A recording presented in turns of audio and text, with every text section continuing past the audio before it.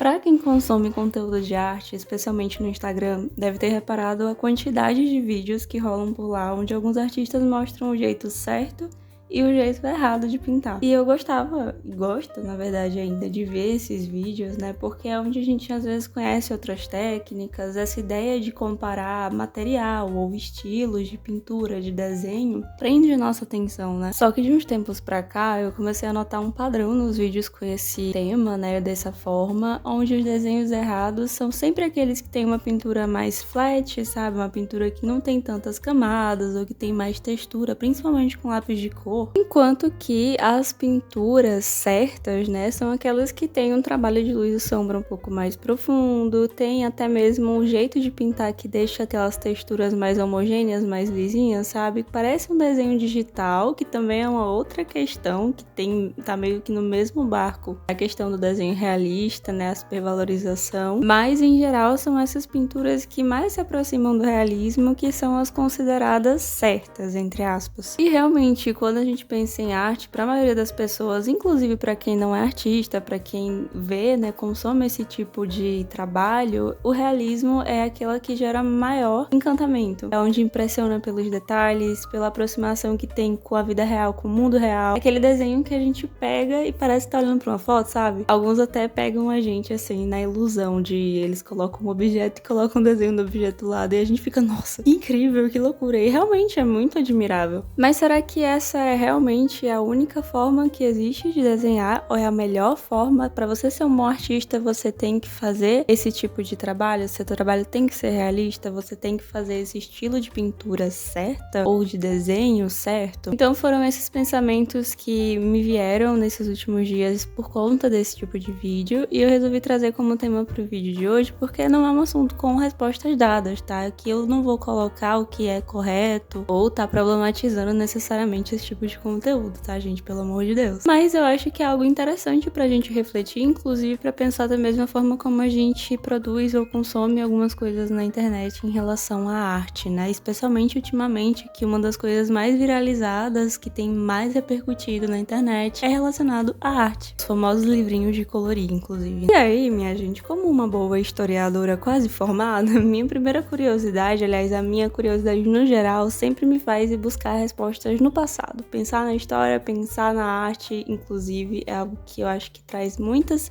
ideias sobre a vida na sociedade, o mundo no passado e tal. Então vamos voltar um pouquinho aqui no tempo? Venham comigo pra fazer essa viagem. A gente vai pensar num cara que ele é, assim, uma das primeiras referências que vem na nossa cabeça. Pensou em pintor, pensou em arte, a gente pensa em Leonardo da Vinci. Então, pra gente aqui no Ocidente, ele é uma das maiores referências, né? E aí, com certeza, você vai ver pelo menos um quadro desse mestre babilônico, quer dizer, italiano, se você nunca viu. Mas por que eu tô falando de Leonardo da Vinci, gente? Porque o Leonardo da Vinci, ele foi muito influente, ele teve seu tempo de maior atividade durante o Renascimento, que você vai lembrar lá da escola. O Renascimento era aquele período da Europa onde eles estavam meio que vivendo um tipo de rompimento do pensamento científico, filosófico, que impacta muito na arte, até porque muitos cientistas naquela época tinham um pezinho ali na parte das artes, né? Leonardo da Vinci, inclusive, não tinha só um pezinho, ele tinha os dois pés, ele tinha o corpo todo,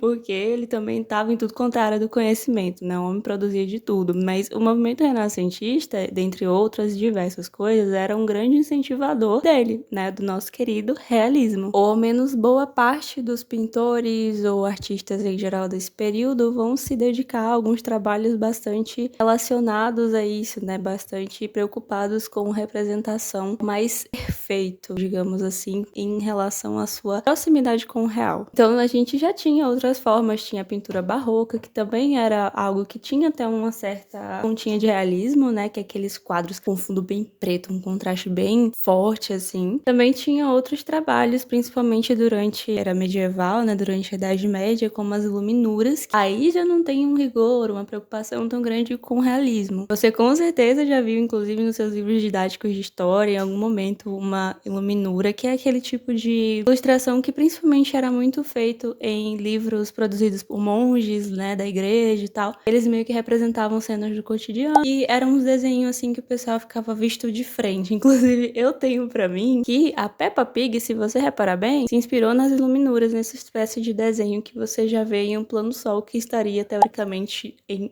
2, 3 ou enfim, mais planos. Mas em geral a gente vê que o nível de profundidade ele era um pouco menor, né? Então as pinturas do Renascimento rompem também bastante com essa outra forma de fazer arte que estava mais presente durante a era medieval, durante o período medieval, e que não se preocupavam necessariamente tanto com a proporção ou com a famosa perspectiva, que é algo que quem realmente vai acabar desenvolvendo é o próprio Leonardo da Vinci. Aliás, aperfeiçoando, tá? Então, ou seja, o Renascimento era um movimento mais cabeça, sabe? Do tipo, olha, Deus é massa, Deus é top, mas e eu? Eu, ser humano, eu, o homem?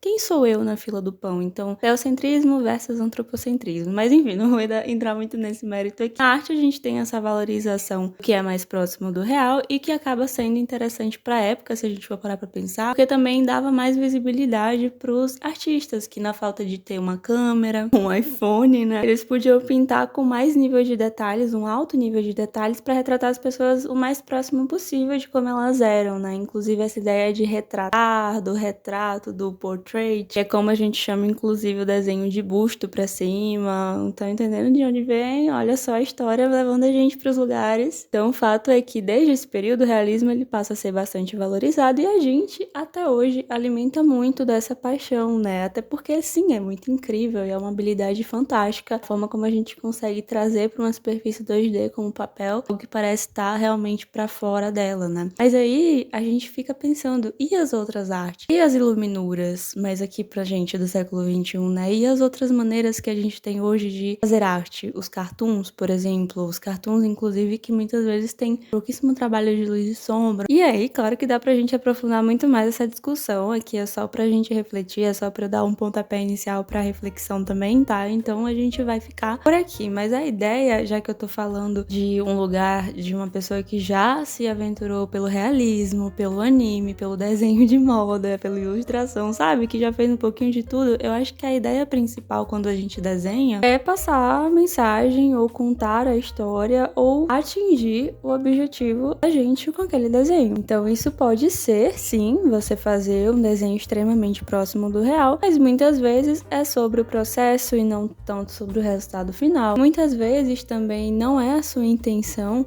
fazer um desenho realista, mas você quer representar uma coisa que existe na vida real. E para você fazer isso, não precisa necessariamente que o seu desenho seja extremamente, né, realista. Ele pode ser um desenho mais flat, falando de pintura aqui nesse caso, né? E aí me leva a pensar também que quando as pessoas elas querem dizer que não sabem desenhar, elas dizem, eu não sei fazer nenhum boneco palitinho. Mas a verdade é que seu boneco de palito pode contar a mesma história que uma animação 3D Ultra Power super diva, super desenvolvida. E acho que se ele consegue fazer isso, na minha opinião, tá? Já está suficiente. Está passando a mensagem, tá contando sua história, você tá satisfeito com o seu desenho, sabe? Porque também tem isso, às vezes a gente fica impondo umas regras que atrapalham as pessoas no próprio crescimento. E aí depois de quase um ano, né, agora falando dessa experiência que eu venho tendo ao longo desse ano de 2025, dando aula de desenho, repensando as minhas práticas, minha didática, eu percebi o quanto faz diferença ter a mente aberta com quem tá aprendendo a desenhar. Então nem sempre o aluno quer pintar com 1000 camadas, às vezes ele faz uma camada, 2 camadas e tá suficiente pra ele. Tanto que uma coisa que eu sempre fazia era, olha,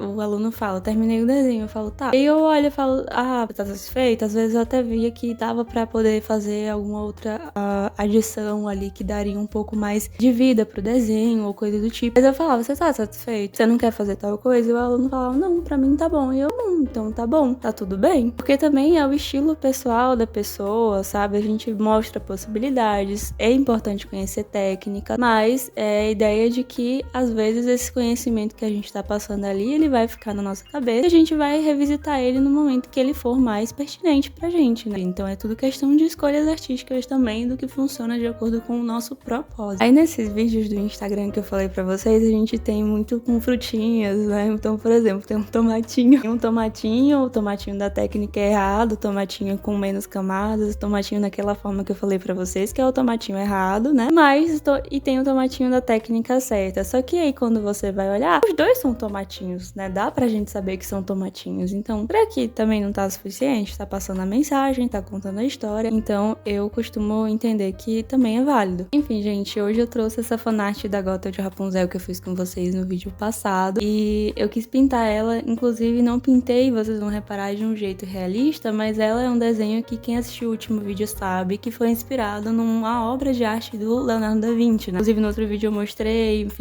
pra vocês como foi que eu criei ele e tal. E apesar de ser inspirado numa obra do Leonardo da Vinci, né, numa obra renascentista e tudo mais, eu pintei ele com materiais mais simples, eu fiz até onde eu achei que deveria, e eu fui realmente também curtindo muito esse processo da construção do desenho. Então, assim, essa crítica, entre aspas, que eu tô fazendo aqui não é dos conteúdos de pintura certa versus pintura errada, pelo amor de Deus, até porque eu produzo para redes sociais conteúdo também de arte e sei que esse tipo de gancho de esse versus aquele, de comparando materiais, de não faça mais desse jeito, faça desse, esses são ganchos que dão mais certo pra gente, né, quando a gente tá pensando em conteúdo rápido e tudo mais, isso chama muito público, mas a gente também, enquanto público, precisa refletir, precisa também ter consciência do que a gente tá consumindo para não acabar frustrando o nosso próprio processo e absorver dicas ou até mesmo conhecimentos, verdades absolutas, sabe, sobre a nossa prática, que mais nos atrasam do que nos ajudam a progredir. Então assistam, produzam, mas dentro daquilo que faz sentido também pro seu estilo. Não tô dizendo que não é pra você aprender nada nunca, porque você já tá suficiente, você não quer, sabe, não é pra ficar estagnada, mas é pra gente ter realmente essa noção de equilíbrio, valorizar seu processo. Se você já tá apreciando os resultados que você tem, é ver o que acha que dá pra melhorar, mas de acordo com o que você quer naquela arte também, tá? Então o realismo é incrível, mas não é nem de longe a única forma de se expressar na pintura ou no desenho. Alguns adendos rápidos sobre essa pintura. Primeiro, eu estou indignada que tem 2 marcadores desses que já estão secos e um deles é um que eu uso bastante, que é o de pintar pele clara. Eu fui usar ali no início e eu achei que eu não ia nem conseguir terminar o desenho, eu tive que pegar álcool pra poder finalizar. Uma humilhação, gente, que vergonha. Quem viu o vídeo da resenha desses materiais sabe que tem pouquíssimo tempo que eu postei aqui. Pelo amor de Deus, o negócio já tá acabando. Eu espero que vocês tenham gostado do resultado desse desenho, tenham gostado do vídeo, de conversar aqui. Continuem conversando comigo nos comentários o que vocês acham, ou se vocês já se sentiram frustrados com essa própria técnica por conta de alguma coisa desse tipo, de achar que o realismo é o que você tem que fazer. E se vocês são novos aqui no canal, se inscrevam, deixem um like pra ajudar esse vídeo também, se você gostou dele. É isso, a gente se vê, um beijo e tchau!